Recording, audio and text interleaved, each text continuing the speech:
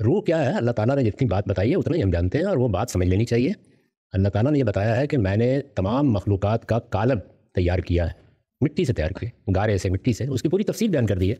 वो मुख्तलिफ़ मराहिल से गुज़र कर वजूद पज़ीर हुआ है। कालब यानी ये जिस्म जो आप देखते हैं।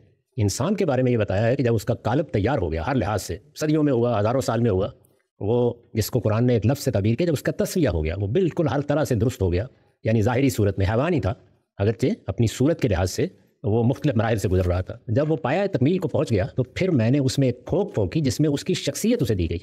उस शख्सियत को कुरान नफ्स कहता है। कुरान ने इस मानी में रूह का लफ्ज़ इस्तेमाल ही नहीं किया। यानी आपका जो नफ्स है, उर्दू में शायद शख्सियत से बेहतर कोई लफ्ज़ नहीं है जो उसको अदा करे, वो आपको दी गई। इस वक्त भी जब बच्चा पैदा होता है तो 120 दिन में उसका कालब तैयार होता है। उस वक्त तक वो हैवान होता है, यानी इंसान के रूप में या इंसान की सूरत में वो एक हैवानी वजूद होता है।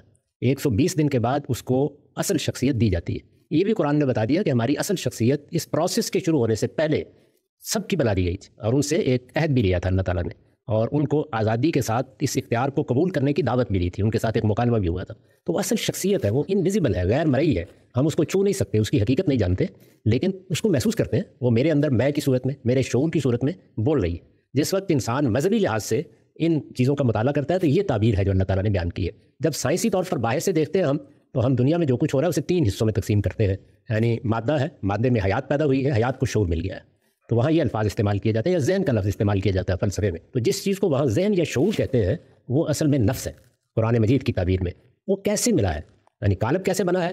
फरमाया मिट्टी और गारे में एक ख़ास इम्तज़ाज पैदा हुआ है, फिर उसके अंदर उसने एक अंडे या बैज़े की सूरत इख्तियार कर ली है, वो सलसारन कल फ़खार बन गया है, फिर उसके बाद शुरू हो गया मामला। तो उसकी भी एक पूरी तफसील कुरान में है। ऐसे ही ये भी सवाल पैदा होता है ना कि वो शख्सियत फिर आई कैसे हमारे अंदर? तो बताया कि नफ़ख़्त तो फ़ीहे, जैसे तुम फोंक देते हो इस तरह मैंने उसको तुम्हारे अंदर फोंक दिया। इतनी बात से हम वाकिफ़ हैं, बाकी जो कुछ है वो महज़ क़यासात है, इससे ज़्यादा कोई बात हमें मालूम ही नहीं।